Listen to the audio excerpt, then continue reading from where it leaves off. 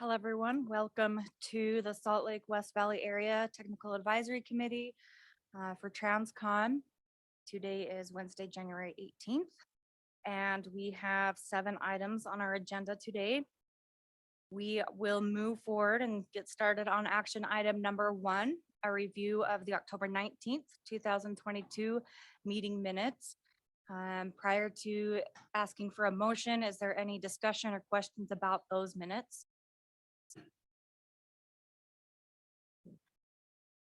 Okay, I'm hearing none. Is there someone willing to give a motion to approve them?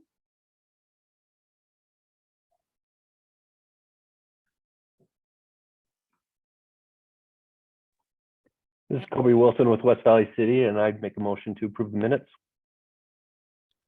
Thank you, Kobe. Is there someone who will second? This is Chris Northam, Salt Lake City. I second. Thank you. All in favor, say aye. Aye. Aye. Aye.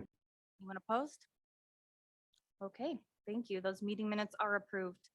We will now move on to meeting agenda item number 2. We have Miranda Cox here to give us a 2023 legislative heads up or update. Go ahead, Miranda. Yeah, thank you. Hi, everyone. Thanks for letting me join you all today to share a little bit about what's going on at the legislative session right now, and what you guys can kind of expect over the next 45 days. Session started yesterday and will run through March 3rd. We don't have a full-time legislature, and so all of or most of the legislative business, bills that are being passed, budgets, the state budget that is being appropriated, all happens within these 45 days. So it's a busy time, but it's a good time. Just kind of to give you a little orientation on where we're at in the legislative process right now. Currently, the appropriation subcommittees are meeting.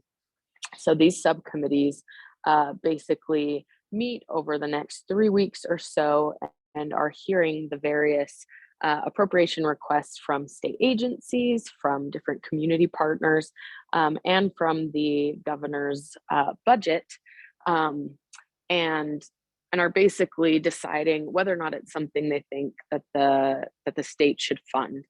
And so I'll get into a little bit more on what some of those priorities or budget items are, and a few that you should be aware of, but they're working through that process right now. And meanwhile, they're also going through and reviewing all the different bills and legislation that's out there as well. One thing that I did want to show, but can't pull up right now, unfortunately, I don't have, I wasn't able to join on my laptop. So maybe Rosie or someone else can throw this in the chat for everyone.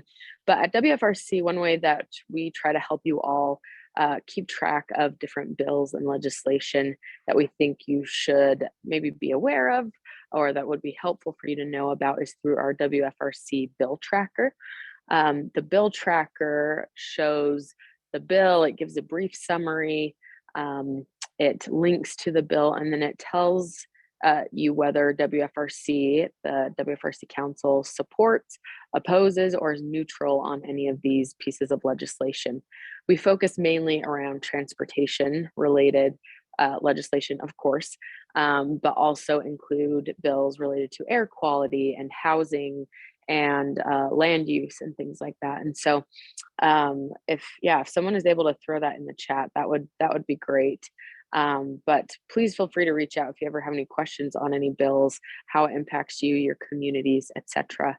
And then second, we also have a government affairs update email that I send out every week during the session.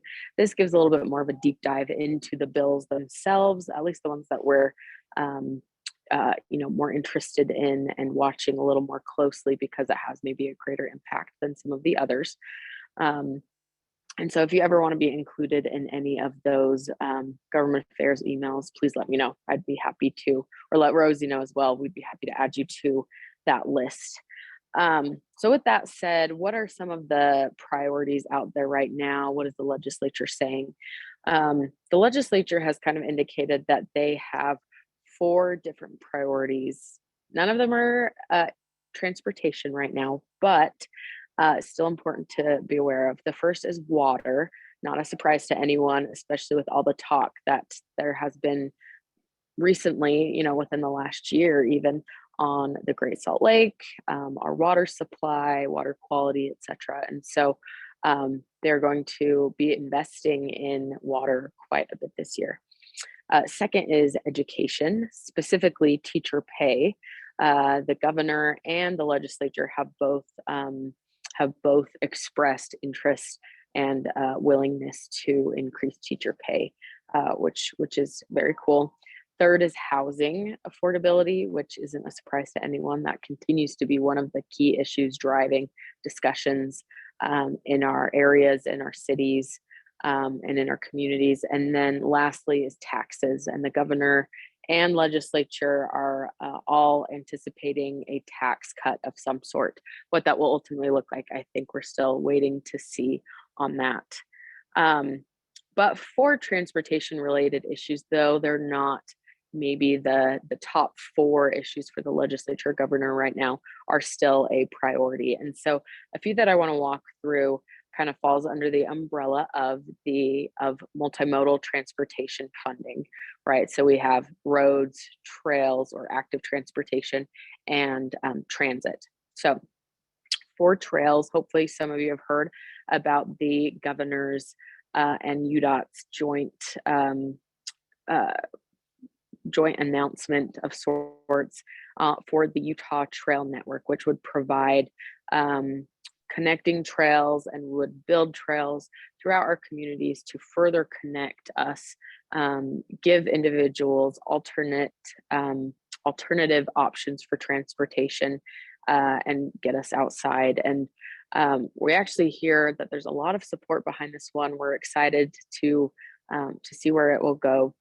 WFRC actually has a letter of support. So WFRC, along with our partners at UDOT, MAG, and others under the banner of the Unified Plan, have this letter of support that if you want to sign on to and show your support to the legislature, that we of course would love you to do that. And so I don't have that link on me right now. Rosie, maybe you can track that down from Mike or Hugh in the room.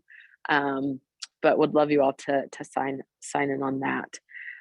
Second pillar for multimodal transportation is transit, of course. And in the governor's budget, there was $100 million proposed for the Point of the Mountain transit project. Still has yet to be determined if that will ultimately be BRT or rail. But the legislature has in the past few years put money towards that, and we're hearing that they will likely do so again this year and support the governor's budget recommendation for that. In addition to Point of the Mountain is the front runner double tracking project. Not news to anyone. The legislature has put I think $375 million over the past 2 or 3 years towards that project. Right now, the project is going through the federal capital investment grant process, and we're waiting to see what type of federal funds that project will ultimately receive. But the legislature may continue to put additional state funding into that project as well. So that's one thing that we'll keep an eye on. And then third, you may have also seen the governor's proposal for February. That was last year, for a zero fare statewide transit pilot. So this would be a 1-year period of zero fare service on all transit providers, not just the UTA service area. And this, I think, comes out of discussions from Free Fare February and how beneficial and successful that was, but also comes out of a summer of very high gas prices and how can we further reduce the burden on transportation users. And so this one may not have quite as much support in the legislature as some of the other transportation proposals. But the governor, I think, is still going to talk about it tomorrow in his State of the State address, and I think is going to continue to push on this one in particular. So that one is kind of TBD, and we'll see where that ultimately ends up. And then lastly, third pillar of multimodal transportation, roads. Over the last several years, the legislature has put over $1 billion each year in one-time money for road projects, which has given the Transportation Commission at UDOT the ability to further program out projects with this additional funding. It's still unsure, we're still unsure exactly where they'll land on that this year. The legislature has talked about, and the governor has proposed, paying down existing transportation debt that the Utah Department of Transportation holds through bonds from previous years. So we could potentially see that happen, which could also free up additional money in the Transportation Investment Fund. So that's kind of a quick, dirty overview of what's happening in the legislative session, what you all can be keeping an eye on and keeping a pulse on. But always happy to answer questions if there's something specific that you guys are curious about. I'd be more than happy to chat with you about it. So feel free to always reach out. I'll try to put my email in the chat for anyone that wants to reach out, and happy to take any questions if anybody has them. Otherwise, appreciate the time to share with you all a little bit about what's happening up on the Hill. So thanks so much. Thank you, Miranda. Is there any questions for her?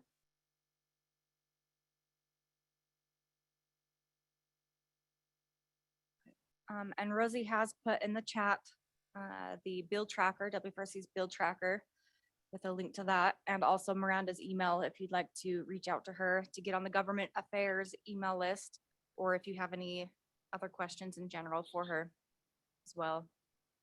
Perfect. Thanks, everyone. Thank you. For those of us here in person, there is a sign-in sheet going around. Rosie, for those on virtual, do you want them to say their name, or do you have them already checked in online? Perfect. Okay, thank you. And then we would like to move item number 6, the I-15 EIS update by Shane Marshall, up to item number 3. Is there any opposition to do that at all for anyone? Okay, I'm seeing none. So we'll turn the time over to you, Shane, to give us an update about the I-15 EIS, and this is up in Davis County. You have to push that. There we go. That's better. Thank you, Madam Chair. My name is Shane Marshall. I am with Horrocks Engineers. I'm the consultant project manager on this project or this study. Tiffany Pocock with UDOT couldn't be here today to give you the presentation, so she, I guess, trusts me to do it. I'm going to whip through these quickly just in case we have some questions, but this is just a high level. What is the project? Where are we at in the process? And where are we going from here? So the project is an environmental impact statement from Farmington to Salt Lake, more specifically 4th North in Salt Lake to US 89 in Farmington. We started this project with 3 or 4 of the UDOT goals in mind: better mobility, good health, connecting communities, and a strong economy. That really set the stage for what we're trying to accomplish on I-15 throughout the corridor. Trying to incorporate these goals in every decision that we make it's been a good thing for the project. And I think the outcomes that we're starting to see are really reflective of these four goals.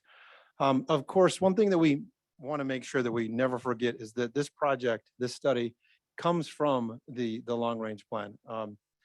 We often, when we started rolling out our alternatives, we didn't hit this hard enough, and we're getting questions about why this and not transit, or why this and not something else. And we want to be very clear that this is not an either or proposition. It's this and everything else in the long range plan. In fact, our assumption is everything is built in the long range plan and then what is needed on I-15. So to keep the footprint as small as possible and utilize all the modes within this network, we want to make sure that people understand this is it's all of these things. It's not just a highway project. But we are studying specifically the corridor of I-15. In terms of study, where we're at in the timeline, we started about 18 months ago working on scoping, trying to define the needs, the purpose and need throughout the corridor. Let's see, we'll get to those. So 18 months ago, we met with communities, we met with stakeholders. We took a walking tour of 6 interchanges. about 6, right? To get an understanding of what it was like to walk across I-15 at interchange. And if you've never done so, don't. If this project does get moved forward and does get funded and built, then go ahead and walk across, because it'll be a much better experience to walk across. There's some good places to walk across, but there's a lot of places where the department was pretty car centric or vehicle centric when the design was out. And I think we all acknowledge that. We all know that. And things have changed over the last 50 years since these projects were designed. And we're trying to incorporate more of an active transportation component into this. But we started about 18 months ago. We developed our purpose and need. We just finished our alternative development phase, which means we have solutions that meet our purpose and need at a high level. No decisions have been made of what solution may be built, but we have some alternatives that we are now moving forward and determining the impacts of those. We reached a milestone last Friday. It was the end of our public comment period. It was a 45-day comment period. I think we had like 700 comments before Friday, and we had 450 comments on Friday. So it was a pretty busy day for our team on Friday. A lot of concern about impacts, why expansion, why not transit, things like that. We've heard up and down the corridor. But we haven't gotten to the impact stage, and that's what we're doing right now. We're trying to determine what alternative is the best in terms of the fewest impact. So we will start the middle section now. We're preparing the draft EIS. This fall, we'll go out for another 45-day comment period to get the public's feedback on the alternative that the department selects, and then move into preparing the final environmental document, with the goal of being done about February of 2024. So our purpose and need are fourfold, basically, and you could probably guess what they might be. Number one is probably replace the aging infrastructure on I-15. It's almost 60 years old now. There's some sections of concrete out there that are in really rough shape. I'm sure if you've driven it anytime lately, you would notice you hit a pothole or two. Region 1 has done a good job of kind of babying along, Region 1 and 2, of babying along the infrastructure out there, but it's time for a replacement, both from a pavement, drainage, and structure standpoint. We of course want to improve safety along the corridor. There's a couple of curves throughout the corridor that are pretty tight, have minimal shoulders, and crashes are starting to occur in those places. One of the biggest changes with this study is that has been different for me. I worked at the department for 25 years, went through a couple of these studies just like this one in Utah County. This connecting communities is something different, which I think the team is really proud of. It's in addition to the vehicles. What can we do to reconnect the communities that are bisected by I-15? How do we make sure people can get to and from across I-15? And so we're really focusing on that. We're keeping that as a high level goal for us, not just traffic, but a active transportation component as well. And then the fourth goal is making sure that all users can access and use our proposed improvement. So like I said, we went through the environmental screening process. We just got through level 1, which means do our alternatives meet purpose and need from a big picture, high level. And we have 2 alternatives on I-15. And we basically have 2 alternatives at each location, each interchange along the corridor. I'm not going to walk through every one of those interchanges, but I do want to show you what the I-15 mainline alternatives look like. 2 options, option A and B. Option A looks identical to that. If you've been in Utah County, it's 5 lanes. 5 general purpose lanes and 1 HOV lane. So very consistent with the cross-section along the corridor. And option B, sort of a new concept with 5 general purpose lanes, and then the middle 2 lanes are reversible lanes. So in the AM, they are southbound, and in the PM, they are northbound. So they switch. So basically you'd have 7 lanes in each direction during the peak times. Option B is a little bit wider than option A. That is not from it has the exact same number of lanes, but it has more shoulders because you have to barrier separate that middle piece. From a performance standpoint, I'm going to skip to this part. From a performance standpoint, option A performs pretty well. You can see that. Let's get, okay, travel times on the left, speed is on the right.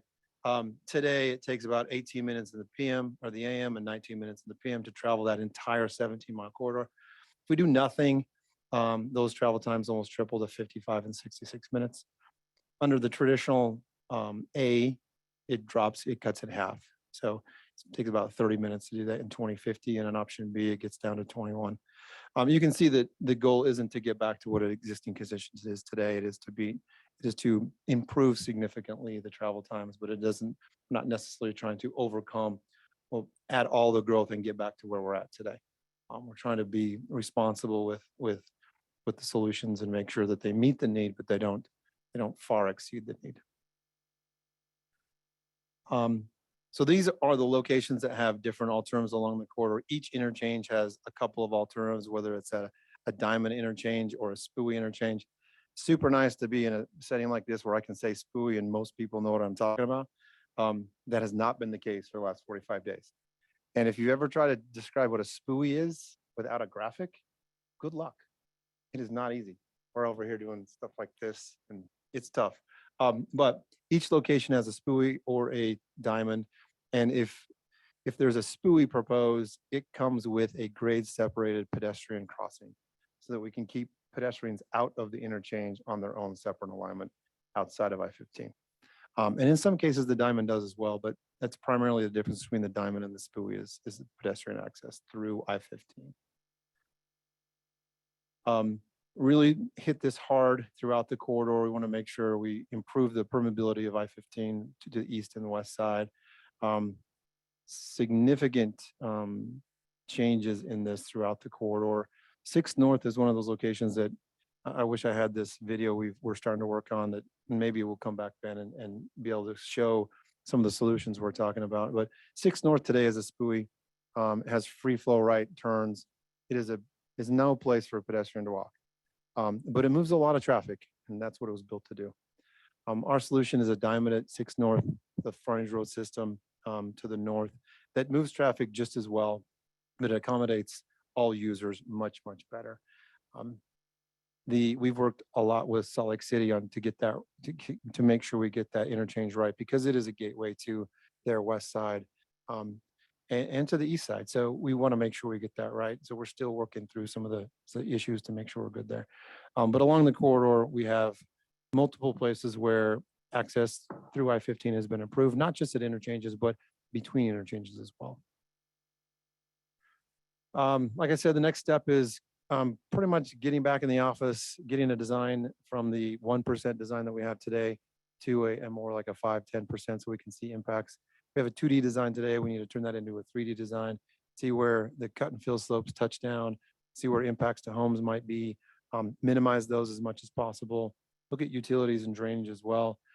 So we have some work to do over the next 2 or 3 months to come up with a alternative that we can share to the public and understand what those impacts might be from a home perspective, noise, air quality, all of those things. We have all that work to do over the next couple of months so we can roll out the draft EIS this fall. Our study team contact information is up there. Please feel free to contact us whenever. While the comment period, the formal comment period is closed, we're always up to come to your communities and sit down with you and walk through all the alternatives that specifically impact your communities. And we have done so all along the corridor, but we're willing to come back and talk to you anytime. So that's it, Ben.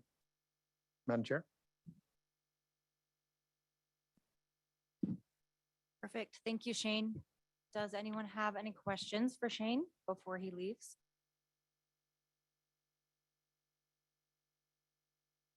I thought for sure the UDOT folks online would be like, wait a second, he said this and we're not, no, it's good that there's no questions. So thank you all for having me here. Okay, thank you, Shane. I appreciate it. Now moving on to item number 4, which was item 3, but now it's 4. The TIP Business Transportation Improvement Program, and Ben Worthrich is up.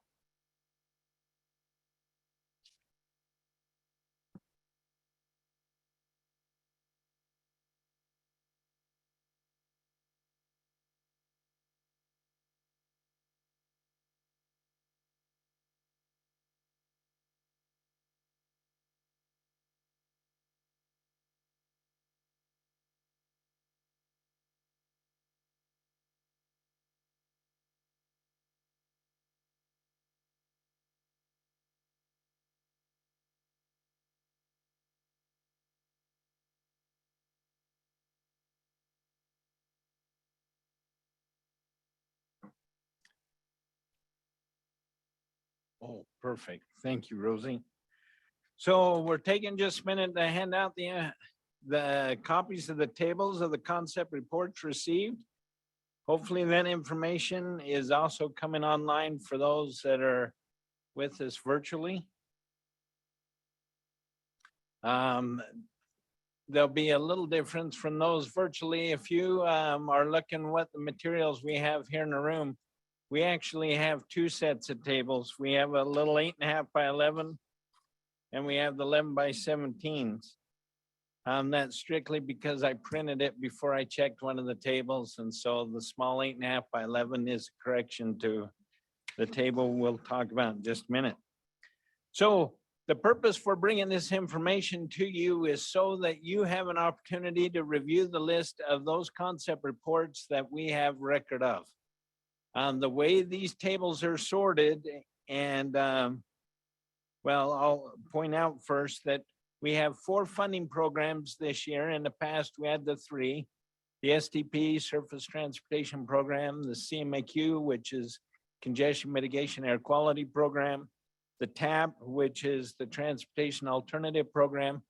This year, we're adding the CRP funds, which is the Carbon Reduction Program. So there will be 4 programs that will have opportunities to make recommendations to TransCom later in the year. These tables are sorted by the type of project or the funding that they're seeking, and then by the city itself. So the very first, if you were looking at the front of the page, the very first one you'd see is a list of 16 projects. This, and in the back side of this sheet of 16 CMAQ project proposals. Then following that, if you were to go to the next sheet, you would see the green color on the back of the second sheet where it begins, and in the front of the third page. And those are the CRP, or the carbon reduction programs or projects. And then at the bottom of the third page, and then going for about 2.5, 3 pages, there are 28 STP projects. Those are the projects listed in blue. And then on the last of the sheet, there's a list of 9 Transportation Alternative Program funds. Those that are here in the room in person, that's what that 8.5 by 11 is the list. There is a list on the back, but when I printed, I didn't have all the cells selected, and we dropped off 2 projects. So just wanted to make sure that you have a copy of all the projects submitted that we're aware of. Wayne, you had a question? The smaller 8.5 by 11, what's the difference between that one and the 11 by 17 TAP projects? It has 2 projects that the 11 by 17 sheet does not have on it. Okay, thank you. So the new updated electronic is a correct print of all the tables. I sent this to the printer this morning without checking, so it didn't include everything. I apologize. No, we are good. Hey, So, yes, Brittany. I'm only seeing a 1 project difference on my copies. Oh, are you? West Valley City Metro Township, or White City Metro Township is the last one on the 8.5 by 11. Well, the 8.5 by 11 doesn't have all the projects on it either. Good catch, Brittany. So we're missing, there's 2 actually, the White City. So those online that have the electronic copy, you have the full version. Here in the room, we left off some just so they could have a question asked. No, actually, thank you, Brittany. Dang it. Well, that was good practice. And so I will print a new copy before you go, so you all have a hard copy of that. Okay, any questions on any projects? This morning, there was a city that I identified. For whatever reason, we didn't have any of their projects listed in the tables. We were able to identify that, and those have been updated. So please take an opportunity, review the list, make sure your projects are on there. You'll also notice you're going through that there are several projects that are eligible for multiple fundings that have been listed. Some have SDP, CRP, CMAC, some have CRP and TAP, some have the CMAC and TAP. So we've got a lot of opportunity this year as we get into evaluate the projects and identify those projects that would be the best fit for the funds that will be available. So where we are from now then is January, February, and March, we're in the project review and evaluation. You'll know that in our February meeting, for those who've been around, our February meeting we refer to as like our roadshow, where we will show an essential one picture slide of all the projects that we will be evaluating in the Salt Lake West Valley urban area. We will go through all of those projects so that you're very familiar with the project. And then in March, when we meet back together and make recommendations to TransCom, we'll have that information as well. Now, two things that'll happen between then. So during the February and March meetings, we'll also identify or we'll establish the field review times. You'll recall last year at this time, it was recommended that we involve the TAC committee more on our field reviews. Because of the COVID opportunities that we've had over the past couple of years, we've done a virtual type of a field review where we do have people in the field, and then we've involved other members of the review team via virtual or a camera there. And we will open that up. We will invite the whole TAC committee. We'll have a schedule of when we will be out on the projects.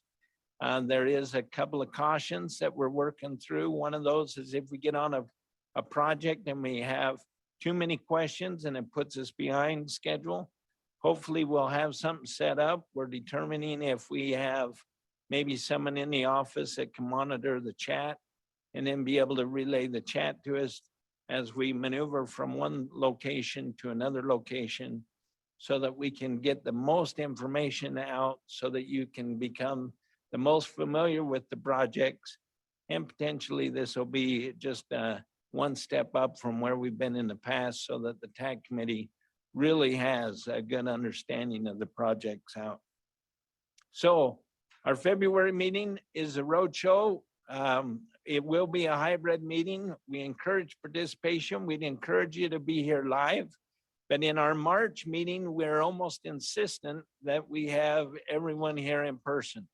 It's been discussed that our abilities to communicate and discuss the projects here in person is a lot more feasible to accomplish the task and responsibility the TAC has. So we would encourage an in-person participation, and that meeting will be here. Madam Chair, is that correct? We'll keep that meeting here in March? That's correct. Thank you. So are there any questions as to the list of project concept reports or as to what's coming and where we're at? Any online? This is Shane Ellis. I don't think all of I'm not sure if the digital copy you sent out also has all of the TAP projects. I'm seeing at least one that's not on there. Thank White you, City. Shane. Thank you. If you'll put the name of that project in an email and send that to me and I can check the files and folders. And if not, I'll request the additional information from you. Thank you.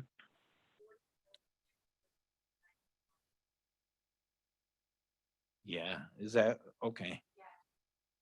Oh, thank you. Thank you, Jordan.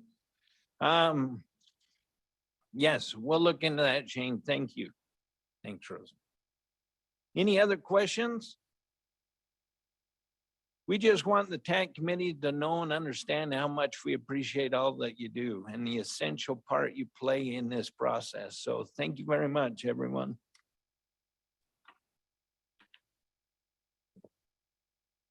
Okay, thank you, Ben.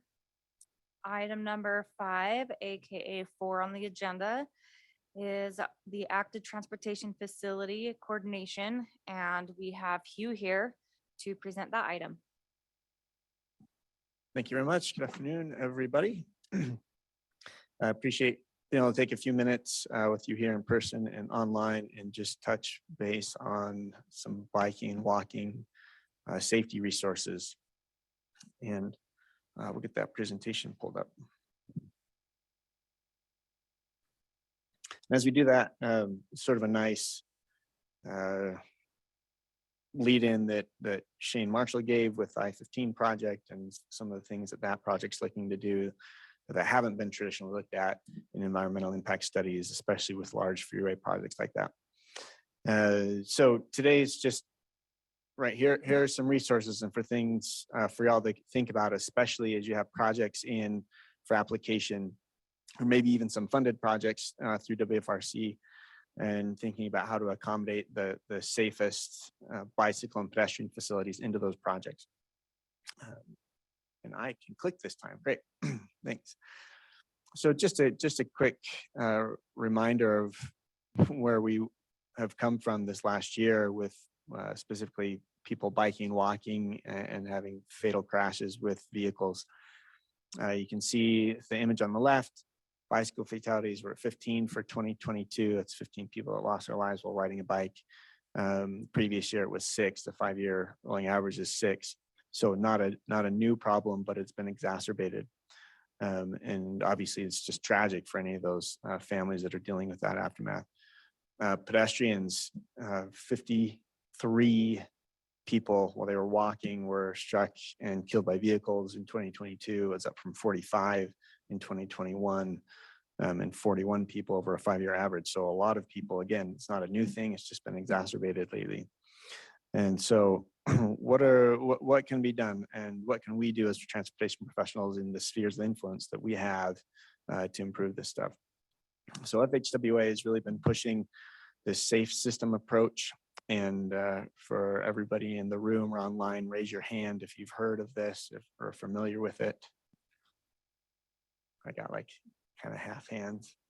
Rosie, I'm sure everybody online was like jumping up and down. And this is taken from the Vision Zero sort of framework internationally and adapted here, but a lot of the primary principles and elements are the same. And I'll just go through these again, high level here. And the safe system principle. So this is the outside of that circle graphic we just saw. And the biggest takeaway for me is always that death and serious injury is unacceptable in our roadways and our transportation systems. We don't have to say 45 people dying, 53 people dying is the cost of doing business. We don't have to accept that. One thing that we're really coming to grips with is the second point up here is that we all make mistakes when we're moving through our system. We're not perfect, we're not robotic as we move through our transportation system. And so that informs this approach. We're vulnerable, meaning that when we get hit, our bodies can only take so much impact. Our responsibility is shared. It's not on any given individual to make sure that they're operating safely. There has to be fail safes in place. Safety is proactive. We're not just chasing crashes. We're trying to look at how different environments and different roadway characteristics and get in front of crashes. And this redundancy, meaning, there's different fail safes in place to help reduce, again, serious injuries and crashes. So the elements, right, based inside those principles, so this is the core of that earlier diagram: safe road users, safe vehicles, safe speed, safe roads, and post-crash care. For those of us on this call and in this room, right, really safe speeds and safe roads is where we can have the biggest influence in making sure we're doing our part for everybody out traveling within our communities. So again, if this, prevent crashes altogether as sort of traditional approach, well, maybe we're okay with crashes, minor crashes, right? Some property damage, not the end of the world, really trying to prevent death and serious injuries, right? Can't improve human behavior. We've tried. Okay, so we know people are going to make mistakes. How do we design for that? We've often thought about, let's control the speeding, right? So up and above and beyond the speed limit. Well, really, we're talking about how does speed influence these crashes and how do we reduce the kinetic energy in the system to prevent people from getting seriously hurt and killed. Again, individuals are responsible. So, oh, you made a bad decision, therefore it's on you and you're hurt. Well, no, let's all talk about this collectively and say, hey, how can we in our, again, spheres of influence improve the safety here? And like I mentioned, not react based on crash history, but proactively go out and identify these places. So some resources are currently available from FHWA specifically regarding pedestrian safety is the Safe Transportation for Every Pedestrian, or STEP. And a lot of this has to do with getting people across roadways.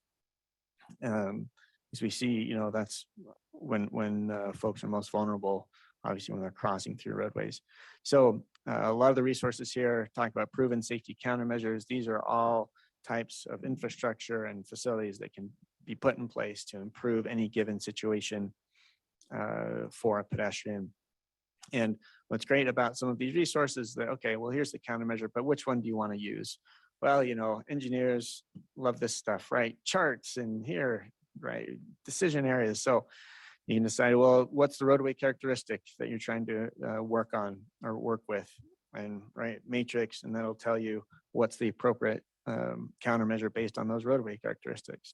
And then you can say, well, okay, so that's told us what's the appropriate countermeasure, and this will tell you which countermeasure is addressing which safety issue. So again, to sort of feed you down to help you make those decisions based on the research that's out there. So that's on the pedestrian side. On the bicycle side, the bikeway selection guide. One of the great things that this really promotes in this guide is this chart here. And you know, what this tells you off the bat is based on your roadway characteristics, so volume and speed that you're expecting or observing, what type of bicycle facility is going to be the safest.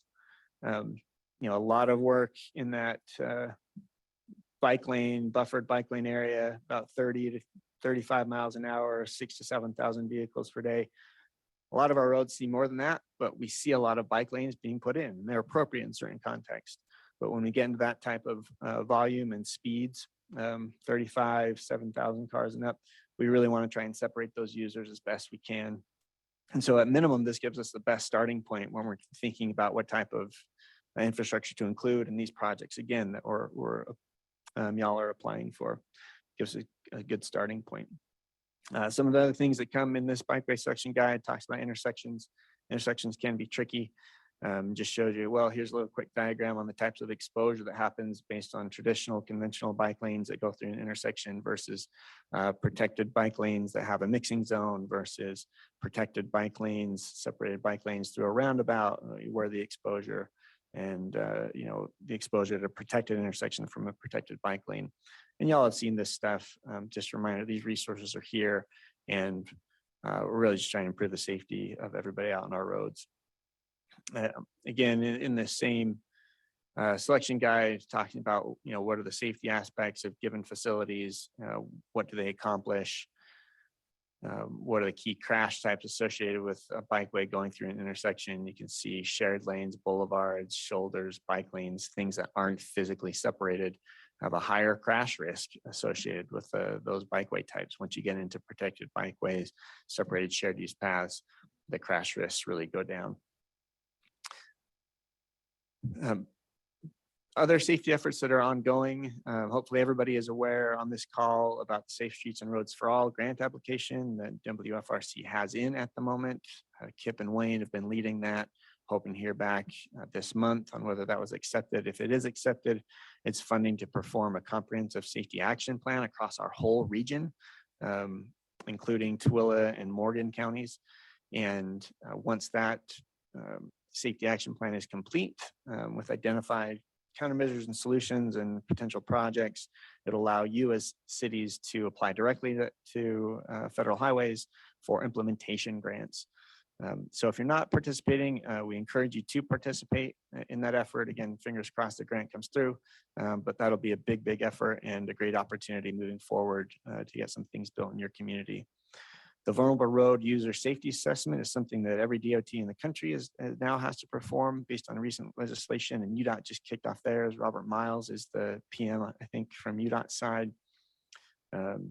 And then Salt Lake City recently announced their commitment to Vision Zero. Again, the serious injuries and fatalities, as unacceptable, and making headway into improving their system there. Everything, all the slides I had, again, really quick snippets from all of the resources out there. And these are links in the presentation that will get sent out shortly. And a lot here, but hopefully this is helpful just as a reminder, or if it's new, please dive into this stuff, especially with the projects you're considering coming through for WFRC funding.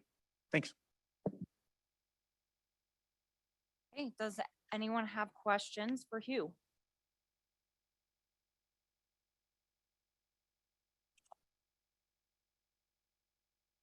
Go ahead. Okay, seeing none. We will move on to our next agenda item, which is South Jordan. Do we have a name? Brittany, this is Jeremy. I'll present this on the Welby Trail Canal.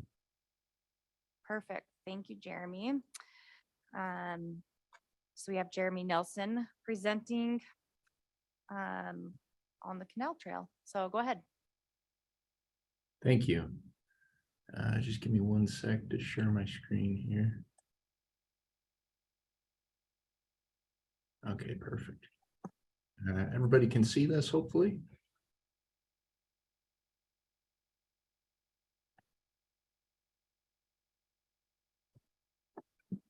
Yes. Okay. Sorry about that. Give me 1 sec to fix my screen. So, yeah, so I guess me and Hugh kind of, our presentations tie together a little bit here. Recently, South Jordan City completed the Welby Canal Trail.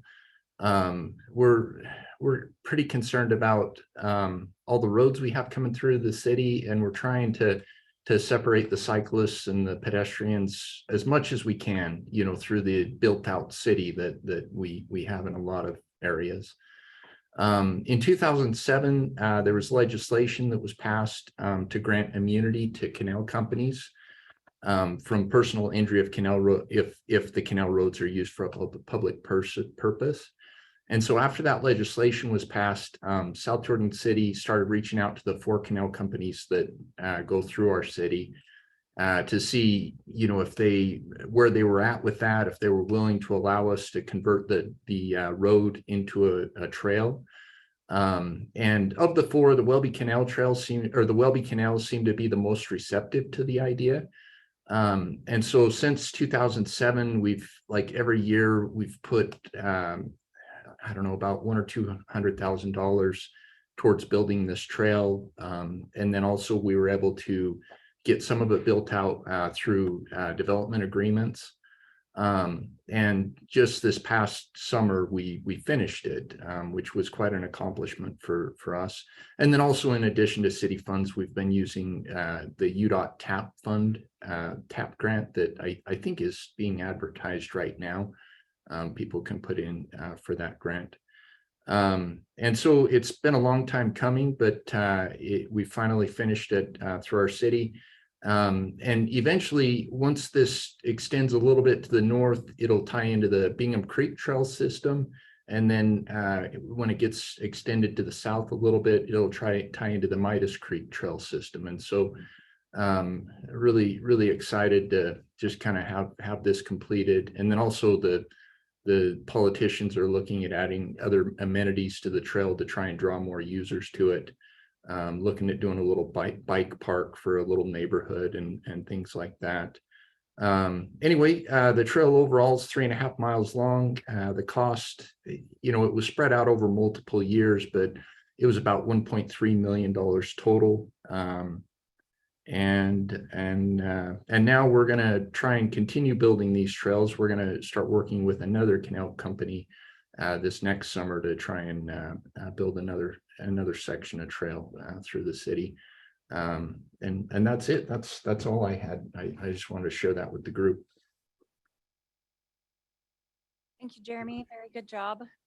Does anyone have any questions for Mr. Nielsen? Okay, seeing none. Just Go ahead, one Hugh. quick question. Thanks. Jeremy, are there a lot of neighborhood connections onto the trail itself? Like how easily accessible is it outside of the roadways that we're seeing on the map where it crosses those roadways? Most of it, good question. Where it was like previously a canal road, most of it is all residential street, residential and collector streets that tie into it, just the sidewalks that connect. Do you have any issues with right of way, like, residents in the right of way for the canal that you had to kind of like tell them to move their stuff? Did you have that issue at all during the project? Not on this canal trail. But we've had that issue on Midas Creek, which isn't a canal, that's a drainage area. We actually have yards encroaching into that space. And that hasn't been resolved. That's a lot more complicated. But this one was actually pretty clear, mostly because it worked out pretty easy because the canal company, they do a pretty good job at monitoring their space and keeping people off their road so that it remains accessible. So how wide is your trail? Is it 10 or is it 12 feet asphalt? 8 feet wide. And you can see in the picture there, when you start working with the canal companies, they'll have different requirements. You can see the ADA ramps a little bit wider, and removable bollards. And I'm sure as we start working with the next canal company, they may have slightly different requirements. So is Riverton and West Jordan on the north side, are they working with also the canal company to extend that trail? I hope so. I would love it if they are, especially on the north side, because the connection to Bingham Creek is very close. Okay. And I've been talking to Bill Bernowski over the years about it. Yeah, but now of course he's retired, and so I need to continue talking to them. Yeah, it just makes sense because I'm doing a canal trail also in Magna, and there's one that's already established in West Valley, and there's issues, we'd like to someday connect, the master plan is to connect to Jordan River Parkway someday, but it's just a ways down the line. And right now with the next section I'm working on, there's some encroachments, and I'm sure those are going to be challenging. Yeah. Thank you. Thank you. Jeremy, do you have winter maintenance plans for your trails, or are these recreational, or do you plow them? That's a great question. I don't know on that. I know on a lot of our other trails, our parks group, they have four-wheelers that they'll run up and down the trails. This trail right now is not connected to a safe walk route for schools. And I know the priority is, those safe walk routes. I don't know for sure right now. And another question that may come up, and I'm sorry, I don't know the answer to, is I'm actually not 100% sure. I'm guessing we're responsible for asphalt maintenance. But that's one of those things that's a little bit tricky, where it's the canal company that's going to continue using the trail as well. But anyway, those are definitely things to think about with these projects. Okay, are there any other questions?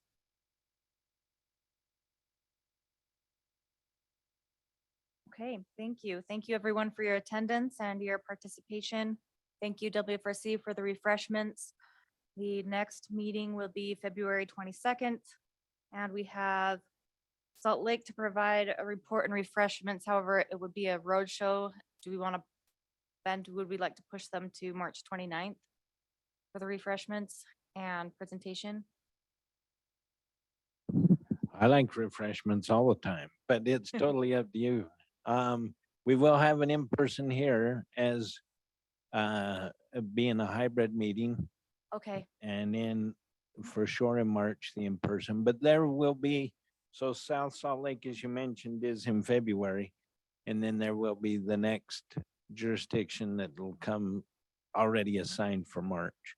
okay, let's keep South Salt Lake on for February 22nd then. Thank you, everyone. Are there any other items that you would like to discuss? Anybody? It's open. Floor is open. Okay, everyone voting to adjourn the meeting, say aye. Okay, thank you. No opposed? Any opposed? Okay, now we're done.